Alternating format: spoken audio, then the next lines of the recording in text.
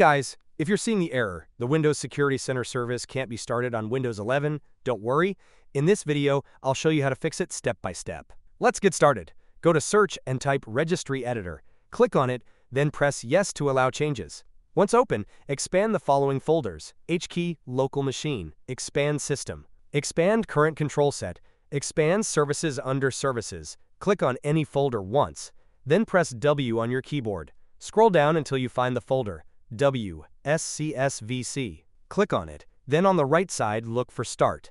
Double-click Start. Change the value data to 2 and press OK. Go to Search again and type Services. Open it. In the list, click any service, then press S on your keyboard.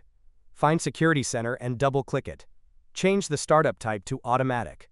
Delayed Start. Then click on Start so that the service status changes to Running. Finally, click OK.